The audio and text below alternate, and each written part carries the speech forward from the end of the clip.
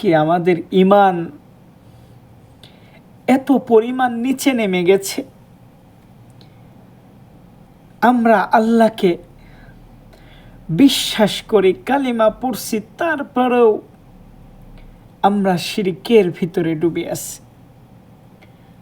আজকে আমি মুখ খুলতে বাধ্য হচ্ছি, কারণ আজকে আমরা যেগুলো নিজের দুই চোখ দিয়ে দেখতেছি এটা মেনে নিতে পারবো না।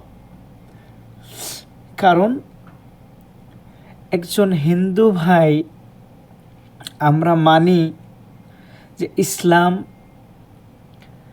তোমাকে কাউকে ছোট করতে বলে নাই। সো তুমি একটু চিন্তা করো যে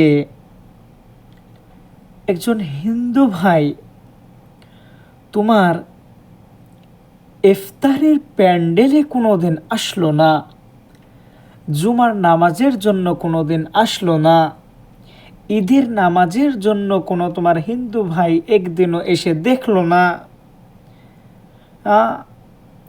তুমি মুসলমানের সন্তান হয়ে, মুসলিম হয়ে কেন গেলে তাদের মণ্ডপে?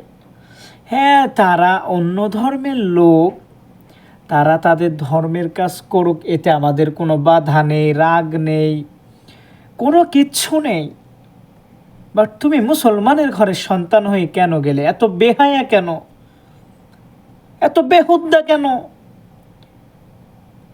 তোমার ভিতরে কি এমন হালুয়া প্রবেশ করলো যে তুমি ওখানে গেলে? কই কোনো হিন্দু ভাই তো কোনো জুমার মসজিদে এসে খবর নাই। কই কোনো হিন্দু ভাই তো এসে কোনো ঈদের দিনে খবর নাই। তাহলে তুমি কেন গেলে? বলে ধর্ম যার যার, উৎসব সবার, লাকুম দীনুকুম ওয়ালিয়া দিন। সো আমি তোমাকে এটা বলি, তাহলে যদি ধর্ম যার যার, উৎসব সবার থাকতো, তাহলে আমার হিন্দু ভাইয়েরা আসলো না কেন তোমার জুমার মসজিদে একদিন দেখার জন্য? তোমাদের সাথে ঈদে আনন্দ করতে কেন আসলো না? কারণ ওরা জানে এটা মুসলমানদের উৎসব। সো আমি তুমি কেমনে গেলাম? তোমার আমার কি আল্লাহ সুবহানাহু তাআলাকে দেখি ভয় হয় না?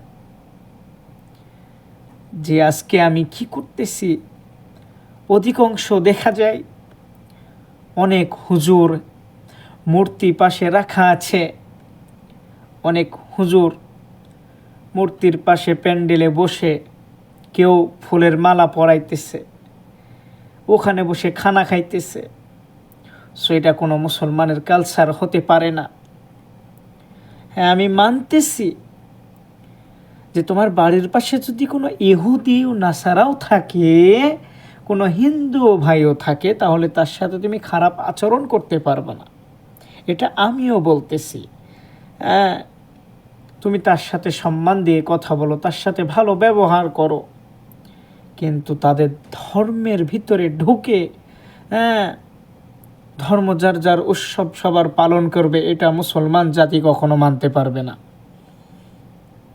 আজকে আফসোস হয় আমার যে মানুষ আজকে কোন হালতে পৌঁছায় গেছে, কোন পর্যায়ে পৌঁছায় গেছে, কোন অবস্থায় চলে গেছে। একটু যদি আল্লাহ সুবহানাহু তাআলাকে ভয় করতি, তাহলে ওখানে যাইতি না। আজকে টুপি মাথায় দিয়ে, মুখে দাড়ি রেখে, পাঞ্জাবি পরে চলে যাইতেছ। বাধা নেই, আমরা তাদের নিন্দা করতেছি না, তাদের বিরুদ্ধে বলতেছি না, তারা তাদের মতন চলুক, কিন্তু তারা তাদের ধর্ম নিয়ে থাক। তুমি মুসলমান হইয়া কেমনে গেলে, এটা আমার বুঝে আসে না। অনেক ভিডিওগুলো দেখছি আর চোখের পানি ফালাইছি। হাই আফসোস, আজকে আমরা কোথায়?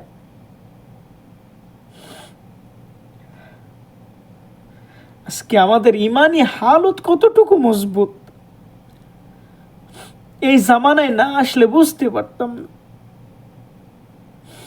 আজকে আমি তুমি কোথায়, কোন পর্যায়ে চলে গেছি?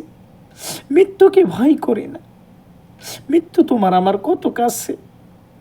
মালাকুল মউত এমন একটা শব্দ, যার ভিতরে একবার প্রবেশ করে সে আর কখনো দুনিয়াতে থাকতে পারে না। তুমি মসজিদ ভুলে যাও, আল্লাহকে ভুলে গিয়েছো, মসজিদ ভুলে গিয়েছো, মাদ্রাসা ভুলে গিয়েছো, কোরআনকে ভুলে গিয়েছো, হাদিসকে ভুলে গিয়েছো। ও মুসলমানের সন্তান, ও মুসলিম জাতি, একটু শুনে নাও, তোমার বাসায় মসজিদের খাটিয়া আসতে ভুলবে না।